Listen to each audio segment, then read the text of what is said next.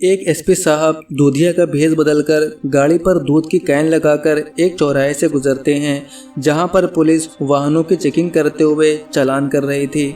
वहां से गुजरते समय एक दरोगा साहब उन्हें रोक लेते हैं और धमकाते हुए उनसे कहने लगते हैं कि तुम्हारी गाड़ी बहुत पुरानी है, तुम इस खटारा गाड़ी को ऐसे रोड पर नहीं चला सकते हो। अब तुम्हारी गाड़ी का मैं चालान कर रहा हूँ। अगर तुम्हें गाड़ी के चालान से बचना है तो मुझे फाइन के तौर पर कुछ पैसे दो और यहाँ से चुपचाप निकल जाओ।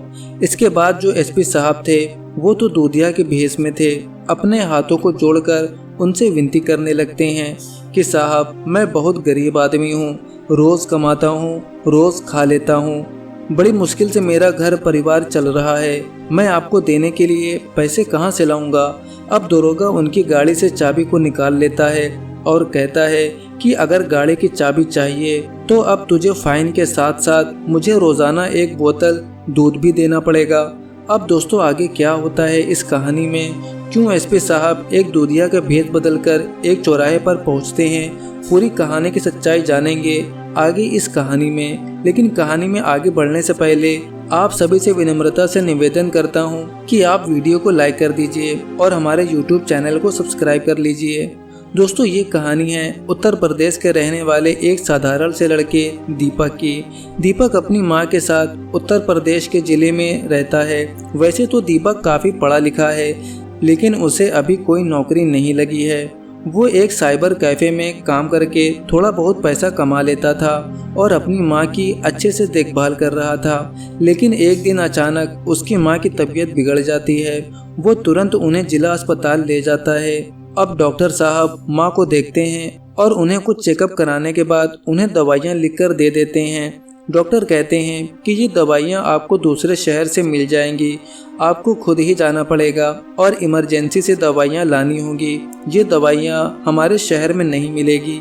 अब दीपक तुरंत अपनी गाड़ी उठाता है, सिर पर हेलमेट लगाता है और कुछ पैसों को पर्स में रखकर दूसरे शहर की तरफ चल देता है। लेकिन उसे दूसरे शहर में पहुंचने के लिए एक पुलिस चेक पोस्ट को पार करना था। जैसे ही दीपक चेक पोस्ट से गुजर रहा था तो जो दरोगा वहां पर वाहनों की चेकिंग कर रहा था दीपक की गाड़ी को देखते ही उसे रोकने के लिए बोलता है और गाड़ी को एक साइड लगाने के लिए बोलता है। दीपक भी रुक जाता है और दरोगा के कहे अनुसार अपनी गाड़ी को एक साइड से लगाकर खड़ी कर देता है और बोलता है, जी सर बताइए क्या बात है।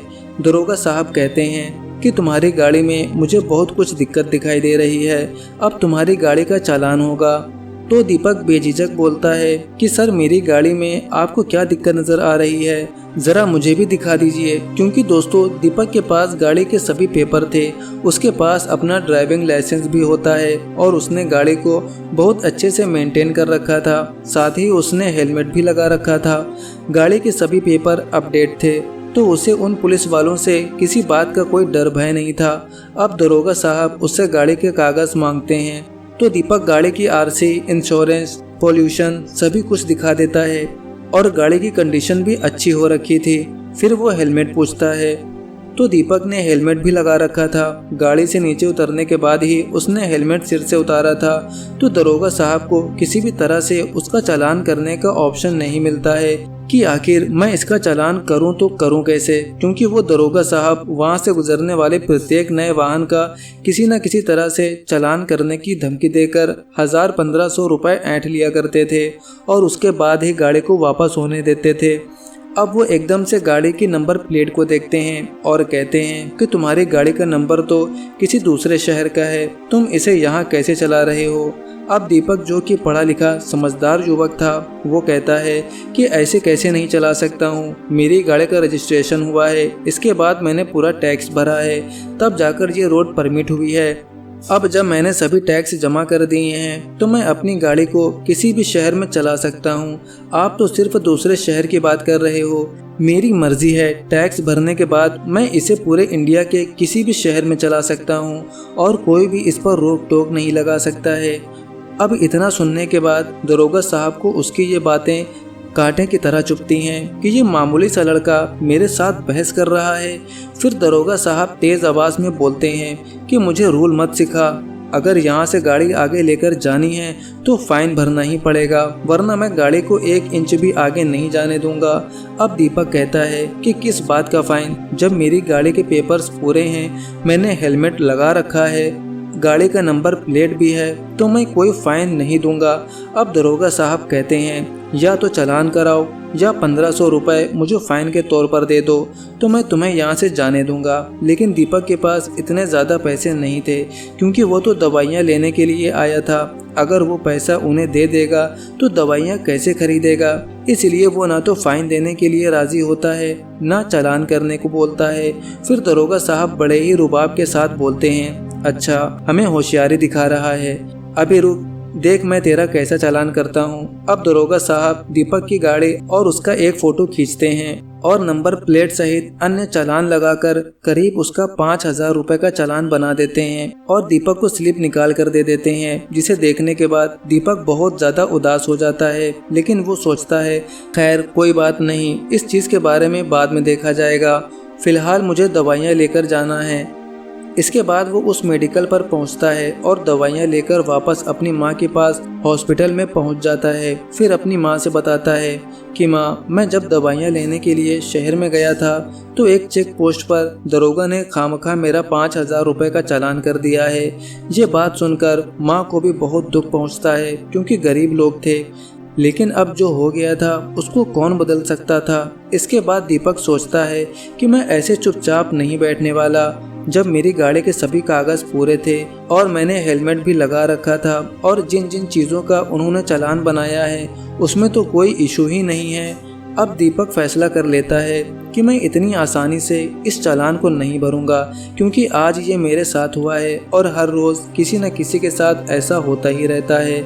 मैं इस बात को बड़े बड़े अधिकारियों तक पहुंचाऊंगा कि हमारे शहर में ऐसा भी हो रहा है। सभी डॉक्यूमेंट्स होने के बावजूद भी कैसे न कैसे करके चालान कर ही दिया जाता है। अब दीपक उस चालान का फ़ोटो खींचता है, अपनी गाड़ी के नंबर प्लेट का भी फ़ोटो खींचता है और दोनों की कॉपी बनाकर सोशल मीडिया पर उस शहर के ट्रैफिक अधिकारी को टैग करते हुए पोस्ट कर देता है। साथ में अपना एक वीडियो भी अपलोड करता, जिसमें वो सारी घटना के बारे में विस्तार से बता रहा होता है। अब दीपक की वो फोटो और वीडियो कुछ दिनों के बाद सोशल मीडिया पर वायरल होने लगती है। लोग उस पर तरह तरह से अपनी टिप्पणी कर रहे थे और ट्रैफिक पुलिस को टैग कर रहे थे, जिससे वो पोस्ट ट्रैफिक अधिकारियों के पास भी पहुंच जाती है। अब ट्रैफिक पुलिस उस चालान और वीडियो को देखते हैं तो सोच में पड़ जाते हैं कि ये हमारे शहर में इस तरह की शर्मनाक हरकत कौन कर रहा है। फिलहाल वो सोशल मीडिया के थ्रू ही दीपक को रिप्लाई देते हैं कि आपका चालान जल्द ही रद्द कर दिया जाएगा और इस असुविधा के लिए हमें बहुत खेद है। अब ये खबर उड़ते उड़ते ट्रैफिक पुलिस के एसपी साहब के कानों तक भी पहुंच जाती है। वीडियो में दीपक ने उस जगह का एड्रेस और उस दरोगा का नाम वगैरह सभी कुछ बहुत अच्छे से बताया था। एसपी साहब ये घटना सुनते ही बहुत दुखी हो जाते हैं, क्योंकि एसपी साहब एक बहुत ईमानदार ऑफिसर थे और उनके इलाके में इस तरह की घटना होना उनके चरित्र पर दाग लगने जैसा था। अब एसपी साहब इस मामले के तह तक जाना चाहते थे कि इस घटना में कितनी सच्चाई है, क्योंकि अक्सर पुलिस डिपार्टमेंट को बदनाम करने के लिए भी इस तरह की अफवाह उड़ती रहती है। इसलिए वो खुद ही इस मामले की जांच पड़ताल करना चाह रहे थे। वो अगर दरोगा से डायरेक्ट जाकर इस बारे में बातचीत करते तो दरोगा उन्हें आय की घाई बताकर मैटर को समझा देता और अपनी सफाई देकर खुद को बचा लेता। तो एसपी साहब एक प्लान के हिसाब से अपने आप को दूधिया के भेष में बदल लेते हैं और गाड़ी पर दूध की कैन लगाकर सिर पर एक हेलमेट लगाते हैं और उस चौराहे से गुजरते हैं जिस चौराहे के बारे में उस वीडियो में बताया गया था। चौराहे से गुजरते हुए दरोगा साहब उन्हें डंडा दिखाते हुए रोक देते हैं और आकर बड़े ही रुबाब के साथ कहते हैं कि भाई दूधिया, तेरी गाड़ी तो बहुत पुरानी है, इसका तो चालान करना पड़ेगा। अब दूधिया अपने हाथों को जोड़ लेता है और कहता है, साहब मैं बहुत गरीब आदमी हूँ, रोज़ कमाता हूँ, रोज़ खाता हूँ, आप मेरा चालान मत कीजिए।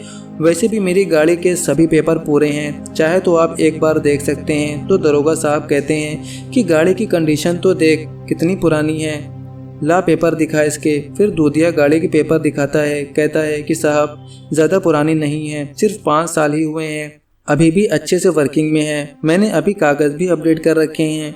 अब दरोगा साहब उनके हेलमेट को देखते हुए कहते हैं कि तेरा हेलमेट भी टूटा हुआ है। तभी दूधिया के भेष में जो एसपी साहब थे वो कहते हैं कि मालिक, ये पुराना ज़रूर है लेकिन कहीं से भी टूटा हुआ नहीं है और आप इसे सही से देख तो लीजिए, इस पर ISI मार्का भी लगा हुआ है, ये ओरिजिनल हेलमेट है। वो हेलमेट दरोगा को दिखाने लगते हैं। इतने में ही दरोगा उनकी गाड़ी की चाबी को निकाल लेता है और बोलता है कि अगर चाबी चाहिए तो तुम्हें फाइन देना पड़ेगा, इसके बाद चाबी ले और यहाँ से चला जा।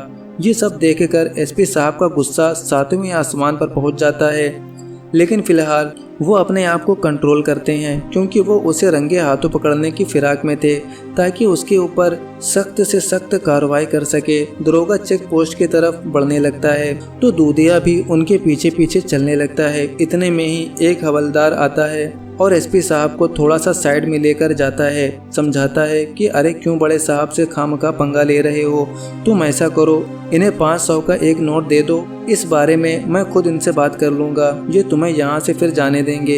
इसके बाद वो हवलदार दरोगा साहब को इशारा करके बुला लेता है और कहता है कि साहब इसे माफ़ कर दीजिए, बेचारा गरीब आदमी है, कोई बात नहीं, आप जाने दीजिए, ये 500 रुपये फ़ाइन के तौर पर आपको देने के लिए राज़ी है। इतने में ही दूधिया के भेष में एसपी साहब बोल पड़ते हैं कि मैं अभी तो 500 रुपये देने के लिए तैयार नहीं हूँ, लेकिन मैं तो रोज़ाना यहीं से गुजर कर जाऊँगा, तो मैं रोज़ाना आपको 500 रुपये कहाँ से दूंगा। इतना सुनते ही दरोगा साहब कहते हैं कि तू ऐसा कर, फिलहाल 500 रुपये जमा कर और फिर रोज़ाना 1 बोतल दूध हमें देकर जाया कर, हमारी चाय पानी का इंतज़ाम हो जाया करेगा, फिर तुझे यहाँ कोई रोक टोक करने वाला नहीं है, तू हेलमेट लगाना या मत लगाना, तुझे कोई नहीं रोकेगा।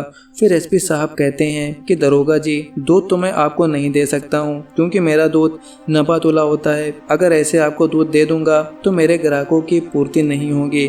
तो दरोगा जोर से हंसता है और कहता है, अरे दूधिया, तुझे क्या दूध की कमी आएगी, तू तो वैसे भी रोज़ाना दूध में पानी मिलाता ही है, कल से 1 लीटर पानी ज़्यादा मिला देना, जिससे हमारा भी काम चलता रहेगा। इस पर सभी ज़ोर ज़ोर से हंसने लगते हैं। इसके बाद एसपी साहब अपना आपा खो बैठते हैं और एक ज़ोरदार तमाचा दरोगा के गाल पर मार देते हैं। अब जैसे ही ये बात आसपास खड़े सभी सिपाहियों को पता चलती है कि दरोगा जी को उस दूध वाले ने जोरदार थप्पड़ मार दिया है, तो सभी पुलिस वाले उनको चारों तरफ से घेर लेते हैं और उन्हें पकड़ने के लिए आगे बढ़ते हैं। इतने में ही एसपी साहब अपना आई कार्ड निकालते हैं और हवा में लहराते हुए कहते हैं कि खबरदार, किसी ने भी 1 कदम और बढ़ाया तो अंजाम बहुत बुरा होगा। मैं इस जिले का एसपी हूँ, तुम जो करतूत आज तक करते आए हो वो सब सोशल मीडिया पर बहुत तेजी से फैल रही है।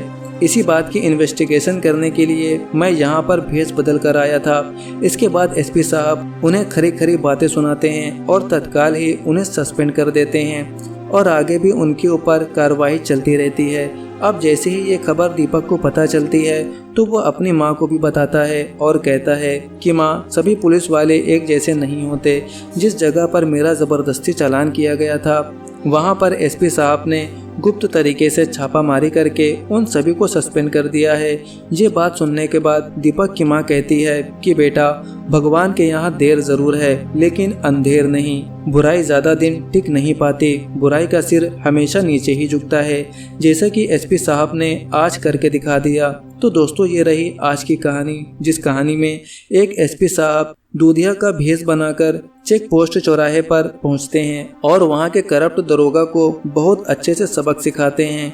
आप क्या कहना चाहोगे हमारे एसपी साहब के बारे में? 2 शब्द अवश्य लिखें।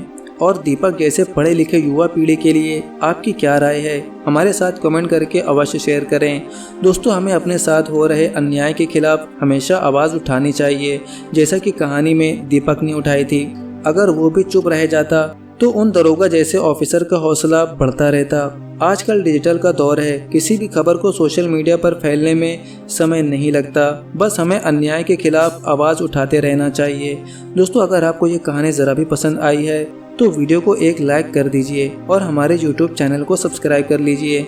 मिलते हैं फिर से नई और इंटरेस्टिंग कहानी के साथ, तब तक के लिए धन्यवाद। जय हिंद, जय भारत।